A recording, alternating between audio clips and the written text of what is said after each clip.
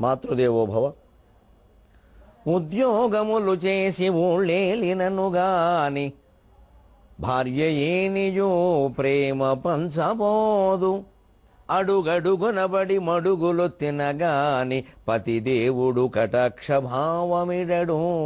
చదువులో సేవలో శ్రద్ధ చూపిన గాని గురు కటాక్షమును దొరకబోదు. ప్రత్యుపకారాల ఫలములందిన గాని ప్రాణమిత్రులునైనా పలుకబోరు. కడకు భగవంతుడైన యోగాగ్నియందు కమలిపోయిననే గాని కానబడడు. కాని తనకు పుట్టుటే చాలు అజఘనతయనుచు, తనకు పుట్టుటే చాలు అజఘనతయనుచు మనల ప్రేమించును, మనల ప్రేమించును ఒక తల్లి మాత్రమవని. ఏబిఎన్ ఆంధ్రజ్యోతి ప్రేక్షక మహాశయులందరికీ నవజీవన వేదం అనే కార్యక్రమంలో 665వ భాగానికి స్వాగతం పలుకుతాం. సిలువలను మార్చగా క్రీస్తు సిలువయ్యి కరుణ రసమయ్య సృష్టి ఆవరణమెల్ల కోటి కోట్యను కోట్లు నవ్వు గుండెలందు సిలువ ఆభరణముగా చెలువు మీరే అని సాగర ఘోషలో కవి క్రీస్తు అధ్యాయాన్ని ముగించాడు. సిలువలను మార్చగా క్రీస్తు సిలువయ్యి. కృష్ణుడైనా క్రీస్తైనా రాముడైనా షిరిడీ సాయి అయినా మహాజ్ఞానులు మహాయోగులు అవతార పురుషులు ఎందుకు ఆవిర్భవిస్తారు అంటే పాములు లాంటి వాళ్ళను గోవులుగా మార్చడం కోసం ఆవిర్భవిస్తారండి. ఇది మానవ శక్తికి సాధ్యం కాదు, కష్టమైపోతుంది చాలా. దానవుల్ని మానవులుగా మార్చాలి, పాముల్ని ఆవులుగా మార్చాలంటే చాలా కష్టం. భగవంతుడికి సాధ్యమవుతుంది. అది విశ్వశక్తి కదా, ఇది పరిమిత శక్తి. అందుకే యదా యదా హి ధర్మస్య గ్లానిర్భవతి భారత అభ్యుత్థానం అధర్మస్య తదాత్మానం శ్రూయామ్యహం. అందుకే భగవంతుడు అవతరిస్తాడు. చిలువలను మార్చగా క్రీస్తు సిలువయ్యి. పాముల్లాంటి బుద్ధులు కలిగిన విషస్వరూపాలను తిరిగి పాలస్వరూపాలుగా క్షీరస్వరూపాలుగా చేయడం కోసం భగవంతుడు అవతరిస్తాడు. కరుణరసమయ్యే సృష్టి ఆవరణమెల్ల.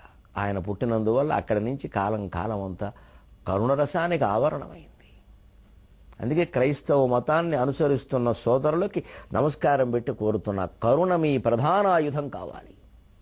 హింస చేశాడు అంటే క్రైస్తవుడు కాదు, క్రీస్తుకు ద్రోహం చేసినట్టు లెక్క. హింసని ఏ మతము బోధించదు. క్రీస్తు మతం మరీను మూల సిద్ధాంతమే అది. ఆయన చేసిందే త్యాగం. మరి అదే క్రైస్తవ మతాన్ని అనుసరించినటువంటి క్రైస్తవ చక్రవర్తులు శాస్త్రజ్ఞుల విషయంలో ఎలా ప్రవర్తించారో తర్వాత చూస్తాం.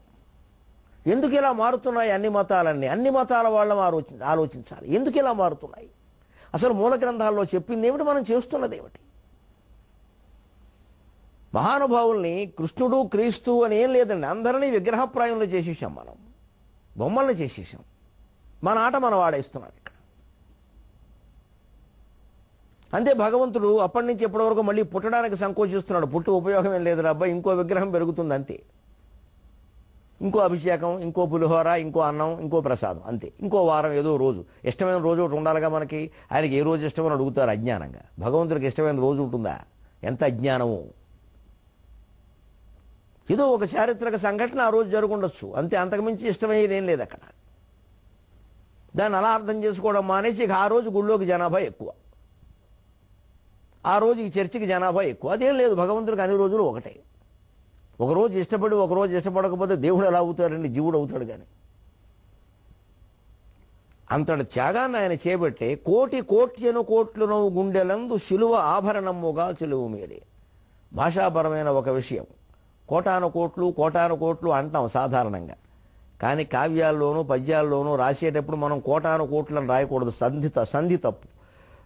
కోటి అనుకోటి అంటే కోటి వెనకాల కోటి, కోటి వెనకాల కోటి అని అర్థం కదా. గతానుగతికం, గతం అనుగతికం. పుంఖం అనుపుంఖం, అందుకే పుంఖానుపుంఖం అంట. అలాగే కోటానుకోటి అనకూడదు. కోటి ప్లస్ అనుకోటి యణాదేశ సంధి జరిగి అక్కడ కోట్యను కోటి అవుతుంది. అందుకని కోటానుకోట్లు అవ్వదు. ఇత్వసంధి వికల్పం, యణాదేశం జరుగుతుంది అక్కడ. అందుకే కావ్యాల్లో ప్రయోగించినప్పుడు కాస్త వ్యాకరణబద్ధంగా ఉండాలి ప్రయోగాలు. అయితే ఎంతోమంది దీన్ని ఆదర్శంగా తీసుకుని గరికిపాటి వారు అన్నారండి అంటారు. అందుకని కాస్త అటువంటి ప్రయోగాలు లేకుండా జాగ్రత్త పడాలి, వ్యాకరణ శుద్ధంగా ఉండాలి. పొరపాటు ఏదైనా ఇంకా జరిగితే చెప్తే దిద్దుకుంటాం, అభ్యంతరం ఏం లేదు. కోటి కోట్యను కోట్లునవు గుండెలందు శిలువ ఆభరణముగా చెలువు మీరే, శిలువ ఆభరణముగా చెలువు మీరే. ఇప్పటికీ ఎంతోమంది ఆ స్ఫూర్తి చిహ్నంగా శిలువను ధరిస్తున్నారు.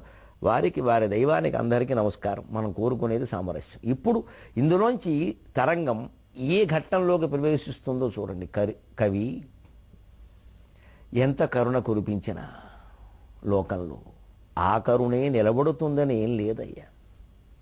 కరుణామేఘం అఖండధార కురియంగా బోదు. సరిగ్గా క్రీస్తు శకం ప్రారంభంలో జరిగిన సాహిత్యపరమైన ఒక మధుర మనోహరమైన ఘట్టం, దానికి ఆవిష్కారం జరుగుతుంది. కరుణామేఘం అఖండధార కురియంగా బోదు దుర్వాయు ముష్కర రాజాధములేమి శాపమిడిరో. కరుణామేఘము అఖండధార కురియంగా బోదు దుర్వాయు ముష్కర రాజాధములేమి శాపమిడిరో. కాంతావియోగానలజ్వర సంతప్తులగాశజూపునది ఆషాఢమ్మునందూతయై. కాంతావియోగానలజ్వర సంతప్తులకు ఆశజూపునది ఆషాఢమ్మునందూతయై. అరవిందాసన సుందరి హృదయమందాక్రాంతమై శాంతమై. అరవిందాసన సుందరి హృదయ మందాక్రాంతమై శాంతమై. ఆశ్చర్యకరంగా క్రీస్తు చరిత్ర నుంచి కాళిదాసు కథలోకి వెళుతున్నాం. ప్రపంచంలో ఘట్టాలు విభిన్న దేశాల్లో, విభిన్న కాలాల్లో, విభిన్న ప్రాంతాల్లో జరిగిన మనకి కలపాలనే తత్వం ఉంటే, కలిపే తెలివితేటలు ఉంటే, సమన్వయం సాధించే సంస్కారం ఉంటే ఎలా సాధించవచ్చు అనడానికి ఈ సాగరఘోష కావ్యం ఉదాహరణ. ఈ కవి అంత యాతన పడ్డాడు ఈ ఘట్టాలు కలపడానికి. ఎందుకంటే ప్రపంచంలో అన్ని ఘట్టాలు అలా చెప్పుకుంటూ పోతే ఈ జన్మకు తెమలది ఈ కావ్యం ఎవరూ చదవలేరు కూడా. మహాభారతాన్ని మించిపోతుంది.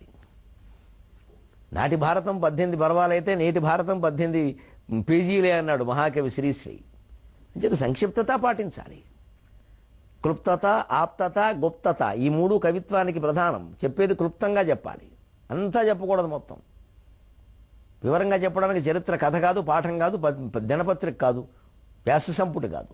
క్లుప్తత ఉండాలి. చెప్పేది గుప్తంగా చెప్పాలి. కొంత చెప్పాలి, కొంత చెప్పకూడదు. పాఠకుడు గ్రహించడానికి కొంత వదిలేయాలి. అప్పుడే అందంగా ఉంటుంది. ఆప్తత మనస్సుకు పట్టుకునేలా చెప్పాలి. అందుకోసమే కవిత్వం. లేదా మామూలుగా పురాణము, చరిత్ర, వేదము, శాస్త్రము ఉన్నాయిగా, మళ్ళీ కావ్యం ఎందుకు? అంటే క్లుప్తత, ఆప్తత, గుప్తత ఈ మూడు కవిత్వానికి ప్రధాన లక్షణాలుగా పెద్దలు పేర్కొన్నారు. అందుకే సాగరఘోష కావ్యంలో 1116 పద్యాల్లోనే మొత్తం ప్రపంచ చరిత్ర అంతా సంక్షిప్తం చెయ్యాలి కాబట్టి, నిక్షిప్తం చెయ్యాలి కాబట్టి, అతి ముఖ్యమైనటువంటి ఘట్టాలని, కవి హృదయాన్ని కదిలించినటువంటి ఘట్టాలని, అది కూడా కాలక్రమానుసారంగానే ఇంచుమించుగా చెప్పడం జరిగింది. ఎక్కడైనా పొరపాటు జరిగితే జరగచ్చు, తెలియదు. క్రీస్తు ఘట్టం ముగియగానే క్రీస్తు శకం ప్రారంభమా, క్రీస్తు పూర్వం 1వ శతాబ్దం అనేది కొంచెం అనుమానం కాళిదాసు విషయాలు. మొత్తం మీద ఆ కాలం వాడేని అందరూ అంగీకరించారు. అందుకని అక్కడ వెంటనే కాళిదాసు ఘట్టం రావాలి. రావడానికి ప్రాతిపదిక ఏమిటి? కరుణామేఘము. కరుణకి క్రీస్తు ప్రతీక, మేఘానికి కాళిదాసు ప్రతీక, మేఘ సందేశం. పైగా చిత్రమండి, ఆషాఢమాసంలో ఈ కావ్యం ప్రారంభం కావడం, కాళిదాసు గురించి చెప్పుకోవడం. ఆషాఢస్య ప్రథమ దివసే మేఘమాశ్లిష్ట సానుహు అని ఆషాఢమే ప్రధానంగా కలిగినటువంటి కావ్యం ఆషాఢమాసంలో రావడం దైవానుగ్రహం అండి. మన పని మనం చేస్తుంటే భగవంతుడు ఎప్పుడు ఏది సంకల్పించాలో అది సంకల్పించి అన్నీ సక్రమంగా నడిపిస్తారంటే ఇదే ఉదాహరణ. కరుణామేఘమఖండధార కురియంగా బోదు దుర్వాయు ముష్కర రాజాధములేమి శాపమిడిరో. కాంతావియోగానలజ్వర సంతప్తులగాశజూపునది ఆషాఢమ్మునందు ఊతయై. ఆషాఢమ్మునన్ దూతయై. అరవిందాసన సుందరి హృదయ మందాక్రాంతమై శాంతమై. కరుణామేఘము అఖండధార కురియంగా బోదు. కవి శిలువతో శిక్షించడం వల్ల ఏమిటో కానీ కొంతకాలం లోకంలో కరుణ ప్రసరించిందో లేదో అనుమానమయ్యా. భయపడిపోయారు జనమంతా. రాజులకు వ్యతిరేకంగా మాట్లాడితే ఇంత భయంకరంగా ఉంటుందా పరిస్థితి అనుకున్నారు. కానీ ఎప్పుడు కరుణ అనేది ఒక మేఘమయ్యా. మేఘం ఎప్పుడైనా తాత్కాలికంగా వర్షించడం ఆగిపోవచ్చు, కురవకపోవచ్చు, అందులో నీళ్లు కూడా లేకపోవచ్చు, కానీ కనీసం చల్లదనాన్నైనా అందిస్తుందయ్యా. 4 మేఘాలు ఇలా మూగాయి అంటే మయా మబ్బులు మూగే, చల్లగా ఉంది, కాస్త వాన కురవకపోయినా కూడా అంత వేడి తగ్గిందిలే అని సంతోషిస్తారు. అంచేత కరుణామేఘము అఖండధార కురియన్గా పోదు. కరుణ అనేది మనిషి హృదయంలో ఉంటే చాలు. అసలు అది ప్రసరించడం అనేది తర్వాత విషయం. ప్రసరించకపోయినా ఆ వ్యక్తి హృదయంలో కరుణ ఉండడం వల్ల అతని దగ్గర కూర్చుంటే మనం చల్లగానే హాయిగానే ఉంటాం. మనకేదో ఒక చల్లగా హాయిగా ఉన్న భావన కలుగుతుంది. ఓ దేవాలయంలో కూర్చోగానే ప్రశాంత భావం కలిగినట్టే, ఓ సముద్ర తీరంలో కూర్చోగానే రసార్ద్ర భావం కలిగినట్టే, ఓ ఉద్యానవనంలో కూర్చోగానే సుకుమార భావం కలిగినట్టే, ఒక సౌందర్యాన్ని చూడగానే శృంగార భావం కలిగినట్టే, అంత సహజంగానే అన్నీ జరుగుతాయి. కరుణామేఘం అఖండధార కురియన్గా పోదు. కరుణ అనే మేఘం అఖండంగా వర్షించడం లేదయ్యా అనగానే కవి వింటున్నవాడు అదేమిటి మేఘం వర్షించకపోవడం ఏంటంటే, దుర్వాయు ముష్కర రాజాధములేమి శాపమిడిరో. సరిగ్గా క్రీస్తు వృత్తాంతం నుంచి కాళిదాసు వృత్తాంతంలోకి ఎలా వెడుతున్నాడో చూడండి కవి. అక్కడ క్రీస్తుగా శిక్షపడ్డానికి కూడా ఆనాటి దుర్మార్గులైన చక్రవర్తులే కారణం. ఇక్కడ మేఘ సందేశం కథలో యక్షుడికి శాపం రావడానికి యక్షరాయకుడే కారణం. దుర్వాజు ముష్కర రాజాధములేమి శాపమిడిరో. రాజాధముడు, రాజరాజో ధనాధిపక, ఏదో కుబేరుండి అంటారు రాజరాజని, కానీ రాజాధముడు. కొత్తగా పెళ్ళైన వాడు ఏ పూజకు రాకపోతే, ఆఫీసుకు రాకపోతే శపించడం ఏమిటి? వాడికి సెలవు ఇయ్యాలి కానీ ఆనందంగా. అసలు ఏదో వీళ్ళు అసూయింది, వీడికి లేని ఆనందం ఏదో వాడికి దక్కుతోందని అని ఒళ్ళు మండింది. అందుకే దుర్వాయు ముష్కర రాజాధములేమి శాపమిడిరో. కరుణ నుంచి మేఘం ఈ రాజు నుంచి రాజరాజోధనాధిపక అలా లాక్కెడితే కథ మారుతుందండి. చదివే పాఠకుడు మనస్సు కూడా అందులోకి వెళ్ళిపోతుందండి. బలి తీసుకెళ్ళాడు ఈయన ఇందులోంచి ఇందులో కనుక్కుంటాడు. ఎప్పుడు ప్రసంగంలోనైనా, పాఠం చెప్పేటప్పుడైనా, కావ్యం రాసేటప్పుడైనా పక్కకి వెళ్ళొచ్చు, తప్పు లేదు. పక్క నుంచి పక్కకి మొత్తం బంగాళాఖాతంలోకి వెళ్ళిపోకూడదు. అక్కడికి వెళ్ళి మళ్ళీ వెంటనే ఇలా రావాలి. అప్పుడు ఎందుకు వెళ్ళామో కూడా అర్థమవుతుంది. ఈ విషయం అర్థం కావడానికి అది తీసుకున్నాం, అంతేగాని అందులో ఉండిపోదామని కాదు. ఇంకా అలా మొత్తం కప్పకంతులు లక్ష్మణ శాస్త్రిలో వెళ్ళిపోవడం కాదు. అలా ఒక గంతేసి అలా మళ్ళీ వెనక్కి వచ్చి అసలు విషయంలోకి రావాలి. ఆ పట్టు ఉండాలి. ధారణ అంటే అదే. అప్పుడు ప్రేక్షకుల మీద పట్టు కూడా ఎక్కడికి పోదు. కరుణామేఘమఖండధార కురియన్గా పోదు. దుర్వాయు ముష్కర రాజాధములేమి శాపమిడిరో. కాంతావియోగానలజ్వర సంతప్తులగా ఆశజూపునది ఆషాఢమునందుతయై. అది నీళ్లు కురవకపోయింది కానీ కవి కనీసం భార్యా విరహంతో బాధపడుతున్న వాళ్ళని కాస్త చల్లబరుస్తోందయ్యా. మరి యక్షుడు భార్యా విరహంతో బాధపడుతుంటే చల్లగా ఒక మేఘం వచ్చి అతన్ని తాకినంత పని అయింది. అతనికి ఆనందమై నిన్నే నా భార్య దగ్గరికి దూతగా పంపిస్తున్నానని చెప్పి మేఘ సందేశం కావ్యం అందించాడు. అలాగా కాంతావియోగానల జ్వర సంతప్తులకు, ఆ విరహజ్వరంతో బాధపడుతున్న వాడిని కనీసం ఓదారుస్తుందయ్యా. అంటే పరోపకారం చేయగలిగినటువంటి గొప్ప మనిషి తనకి దారిద్ర్యం కారణంగానో మరేదైనా నిర్బంధాల కారణంగానో ఉపకారం చేయలేకపోవచ్చు, కానీ వాడు హృదయంలో భావిస్తాడు ఇతనికి ఉపకారం జరగాలి, ఇతను పేదవాడు, నేనేమి ఇయ్యలేకపోతున్నా, కానీ భగవంతుడైనా ఏదైనా ఇతనికి ఇవ్వాలి అని ప్రార్థన చేస్తాడు. అతని ప్రార్థనను అంగీకరించి లక్ష్మీదేవి ఆ ఇంట్లో ప్రవేశిస్తుంది. ఎందుకంటే సాహిత్యం అటువంటిదండి. కాళిదాసు చెబుతాడు శ్యామల దండకంలో, తస్య వశ్యాభవంతి స్త్రియః పూరుషాక ఏ నవాత్వం సనాథా కృతిర్భావ్యసి. అమ్మా, నీ భర్తతో సహా పార్వతీ పరమేశ్వరుని ఇద్దరిని ఎవరు నిరంతరం ఆరాధన చేస్తారో వాడి జీవితం ఎలా ఉంటుంది అంటే, తస్య వశ్యాభవంతి స్త్రియః పూరుషాక సోపి లక్ష్మీ సహస్రైః పరిక్రీడతే. సోపి లీలాసరో వారిధిస్తస్య కేళీవనం నందనం. తస్య లీలాసరో వారిధిస్తస్య కేళీవనం నందనం. తస్య భద్రాసనం భూతలం. తస్య వాగ్దేవతా కింకరీ. తస్య జాజ్ఞాక్షరీ శ్రీ స్వయం అంటాడు. ఎవరు పార్వతీ పరమేశ్వరులిద్దరినీ విశ్వరూపంగా భావన చేసి మనస్సులో నిరంతరం నమశివాయ నమశివాయ నమశివాయ అని స్మరిస్తూ ఉంటారు. నమశివాభ్యాం నవయౌవనాభ్యాం పరస్పరాశ్లిష్ట వపుర్ధరాభ్యాం అని పార్వతీ పరమేశ్వరులను ఎవరు నిరంతరం స్మరిస్తూ ఉంటారో వారికి ఎంత యోగం పడుతుంది అంటే,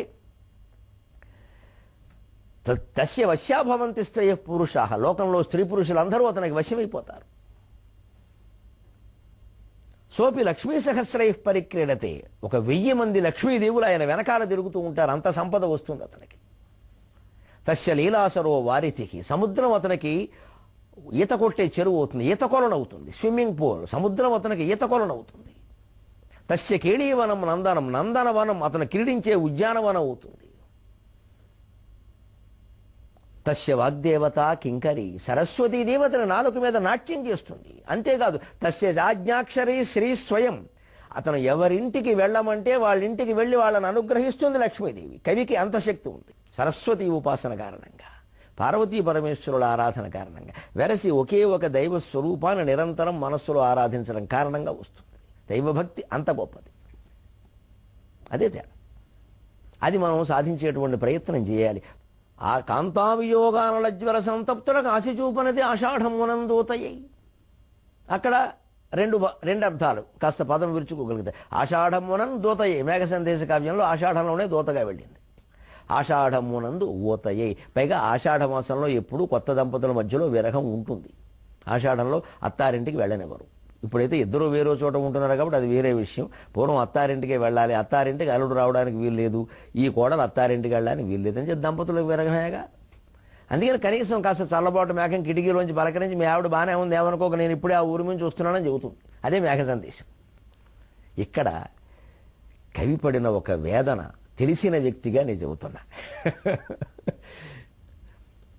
ఈ 3 పాదాలు వచ్చాకండి కవిత్వం ఆగిపోయిందండి. పద్యం మీరు నమ్మొచ్చు నమ్మకపోవచ్చు, అనుభవించిన వ్యక్తిగా చెబుతున్న 3 రోజులు ఆగిపోయిందండి. 3 రోజులు 72 గంటల పైన. కరుణామేఘమఖండధారకు రియంగాబోదు దుర్వాజు ముష్కర రాజాధములేమి శాపమిడిరో కాంతావియోగానలజ్వర సంతప్తులగాశజూపనది ఆషాఢమునందూతయై, ఆషాఢమునందూతయై.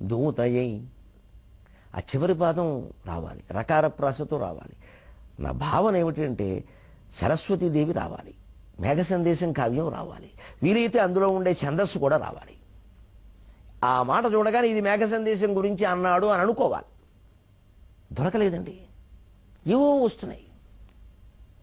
సరసాలోచన వీచిక ఏవో వచ్చాయి, కుదరలేదు. చివరికి 3వ రోజు కూడా అలాగే జపం చేసుకుంటూ అమ్మవారిని ప్రార్థిస్తూ ఇంతేనా అమ్మాయికి కావ్యం ఆపేయమంటావా అనుకుంటూ రాత్రి అలా పడుకుని ఉంటే తెల్లారకట్ట 5ంటికి మామూలుగా లేచి అలవాటు ప్రకారం లేచేసరికి ఠక్కుమని మెరుపు మెరిసిందండి. అరవిందాసన సుందరి హృదయమందాక్రాంతమై శాంతమై, అరవిందాసన సుందరి హృదయ మందాక్రాంతమై శాంతమై. అరవిందాసన సుందరి, అది సరస్వతీదేవికి పడవలసిన మాట. ఉరికే ఏదో వాణి గీర్వాణి బ్రహ్మరాణి అనడం కాదు. అరవిందం ఆసనంగా కలిగింది, అరవిందాసన సుందరి, శబ్ద సుందరి. ఇటువంటి మాటలు ఇవి అలా పడాలి. ఆవిడ హృదయాన్ని మంద ఆక్రాంతమై, ఈ కావ్యం, ఈ సాహిత్యం, కాళిదాసు సాహిత్యం నెమ్మదిగా సరస్వతీదేవి హృదయాన్ని ఆక్రమించింది. ఆ నెమ్మదిగా ఆక్రమించింది అనడమే మందం మందం ఆక్రాంతం మందాక్రాంతం. మేఘ సందేశంలో మొత్తం అన్ని 108 పద్యాల్లోనూ ఛందస్సు అదే మందాక్రాంతం. అంచేతన మందాక్రాంతం మధుర మధురం మానినీ చిత్త చోరం అనేదో అంటారు. అలాగే దానికి లెక్కన వాడు అదే ఛందస్సు అలాగే ఉంటుంది. మందాక్రాంతం మధుర మధురం మానినీ చిత్త చోరం. సరిగ్గా అదే ఛందస్సు అలా ఉంటుంది. ఇది ఇదే లయలు. అలాగే మొత్తం 108 శ్లోకాలు ఇలాగే ఉంటాయి. మేఘ సందేశం 100 పైగా ఉండేవాడిని. ఆ మందాక్రాంతం రావాలి, సరస్వతీదేవి రావాలి, శాంతంగా ముగియాలి. అరవిందాసన సుందరి హృదయ మందాక్రాంతమై శాంతమై. కవి పడేది ప్రసవ వేదనండి నిజంగా. అంతే కావ్యం అంటే కవి బిడ్డ, కవి కూతురంతే. తల్లి బిడ్డను కండానికి ఎంత యాతన పడుతుందో కవి పద్యం వెళ్ళడానికి అంత యాతన పడతాడు. అప్పుడే ఆ పద్యాలు మిగులుతాయి. అందుకే ఈ కావ్యానికి ఈ యోగం పట్టింది. ఇంతమంది వింటూ ఉండగా చెప్పడానికి, స్వయంగా కవి చెప్పడానికి. ఎవరికి పట్టింది అదృష్టం? అమ్మవారి దయ నాకు పట్టింది, ఆవిడ దయ. ఎన్నో భోగాలు అందించింది ఆవిడ. అందులో ఇది ఒకటిగా భావిస్తూ ఉన్నా. ఎందుకంటే ఇందులో ఉండే విశేషాలు ఇంకెవరు చెప్పినా అన్నీ చెప్పలేరు. ఏదో పుస్తకాలు ఉంటే కొంతమంది చదువుతారు, కొంతమంది చదివారు, సగం చదివి అక్కడ పెడతారు. వినడం మొదలుపెట్టాక పూర్తిగా వినకుండా ఉండలేరు. అదే అమ్మవారి యొక్క దయ. ఇక కాళిదాసు యొక్క ప్రతిష్ఠ. అదిగో భోజు నిరాజముద్రిక. ఆయన గుర్రం మీద పెడుతున్నాడండి సభకి. ఆ రోజుల్లో గుర్రం ప్రధాన వాహనం కదా, గౌరవం. భోజ మహారాజు ఓ గుర్రం ఏర్పాటు చేశాడు. గుర్రం మీద పెడుతున్నట్టు ఎలా ఉన్నాడు కాళిదాసు. అదిగో భోజుని రాజముద్రిక రసవ్యావృత్తమై వృత్తమై కదనాశ్వెంబటు సాగుచున్నది సభా కంజాత సంజాత సాధ్వి దరస్మేర విలాసమోయనగా స్వాద్వీపాక మాధుర్యమై చదువున్మించిన కాళికా కృప అభిజ్ఞానం బగుందానికిన్. అదిగో భోజుని రాజముద్రిక. రాజముద్రిక భోజన చేతుకుండే రాజముద్రిక. సాక్షరాంగుళి ముద్రా స్యాత్. మామూలుగా ఉంగరం మనం చేయించుకుంటే బంగారంతో దాన్ని ఉంగరం అంటారు, ఊర్మిక అంటారు, అంగుళీయకం అంటారు. దాని మీద అక్షరాలు ముద్రిస్తే ముద్రిక లేదా ముద్ర అంటారు. అందుకే శ్రీరాముడు సీతకిచ్చింది ముద్రిక, ఆయన పేరు ఉంది దాని మీద. భోజని రాజముద్రిక లాంటి వాడు కాళిదాసు. ఎందుకంటే పూర్వం ఏదైనా ప్రభుత్వం ఒక ఆజ్ఞ జారీ చేస్తే రాజు దాన్ని గుడ్డ మీద రాసేవారు.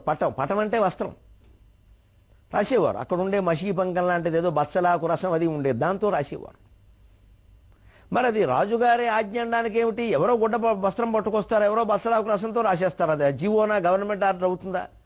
అండం కోసం ముద్ర వేసేవారు. ఎలా ముద్ర వేసేవారు? రాజుగారి చేతికి ఉన్న ఉంగరాన్ని ఆ బత్సలాకు రసంలోనే ఆ మషీబంకంలోనే ముంచి అక్కడ ముద్ర వేసేవారు. ఆ బొమ్మ అక్కడ పడేది.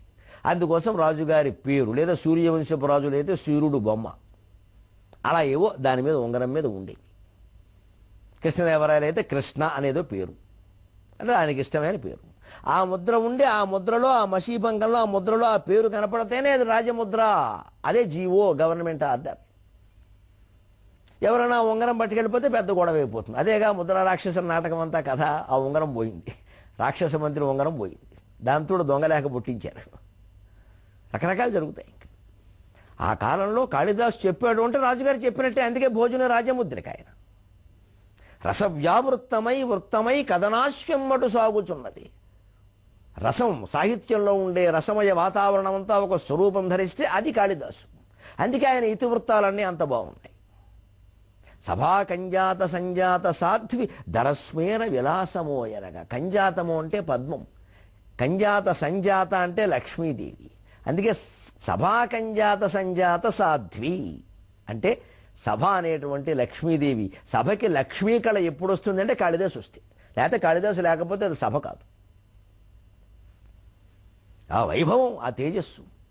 దరస్మేర విలాసమోయనగా ఆ సభకి లక్ష్మీదేవి స్వయంగా అశ్వం మీద, ఆ రోజుకి ఐరావతాన్ని ఏనుగును వాడుకునే ఉద్దేశం లేక ఆ అశ్వం మీద సభకి వెడుతుందా అన్నట్టుగా వెడుతున్నాడు కాళిదాసు. సభా కంజాత సంజాత సాధ్వి దరస్మేర విలాసమోయనగా. దర అంటే స్వల్పమైన, స్మేర అంటే నవ్వు, చిరునవ్వు నవ్వుకుంటూ వెడుతున్నాడు. స్వాద్వీపాకమాధుర్యమై స్వాద్వీ మృదురసేతిచ. స్వాద్వీ మృదురస ఈ మాటలకి ద్రాక్ష పండు అని అర్థం. స్వాద్వీపాక మాధుర్యం. కాళిదాసు కవిత్వం మొత్తం ద్రాక్షాపాకం, నారికేళ పాకం, కదళీపాకం, ద్రాక్షపాకం అని 3 రకాల పాకాలు ఉంటాయి కవిత్వంలో. కాస్త కఠినంగా ఉంటే పద్యం కొబ్బరికాయ బగలగొట్టుకు తినడం లాంటిది నారికేళ పాకం. కాస్త కొంచెం ఓ మాదిరి కష్టపడితే అర్థమైతే కదళీపాకం, అట్టిపండు ఒల్చుకుని తినడం లాంటిది. పెద్ద ఎక్కువ కష్టపడక్క లేకుండా చదవగానే ఆనందం కలిగిస్తే దాన్ని ద్రాక్షాపాకం అంటారు. కాళిదాసు కవిత్వం అలా ఉంటుంది. తెలుగులో కరుణశ్రీ గారి కవిత్వం కూడా అలాగే ఉంటుంది. స్వాద్వీపాక మాధుర్యమై. కాస్త పెద్ద ఎక్కువ కష్టపక్కల, ఊరికి అలా చదువుకుంటూ పోయినా కానీ ఎన్నో విషయాలు అర్థమవుతాయి. కాస్త లోతుల్లోకి వెళ్ళగలిగితే ఇంకా గొప్ప విషయం.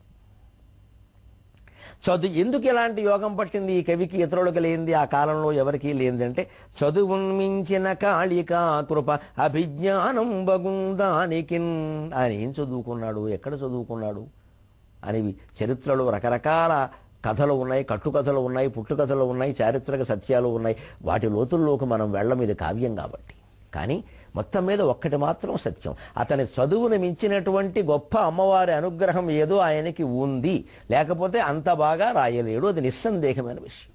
చదువున్మించిన కాళికా కృప అభిజ్ఞానం బగుందానికి.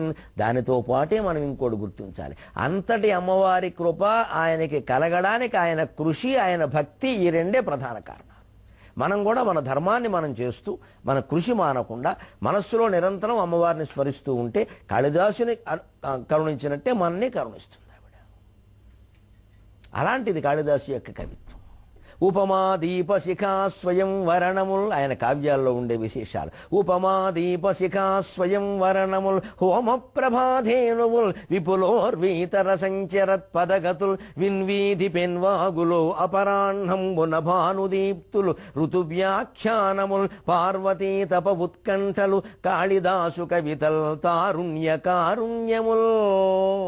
ఈ విశేషమైనటువంటి పద్యానికి వ్యాఖ్యానాన్ని, కాళిదాసు కావ్యాల్లో ఉండే విశేష విషయాలని 23:30 గంటల్లో మనం తెలుసుకుందాం. అంతవరకు తెలుగు ఎక్కువ వాడదాం, నీళ్లు తక్కువ వాడదాం. సెలవు.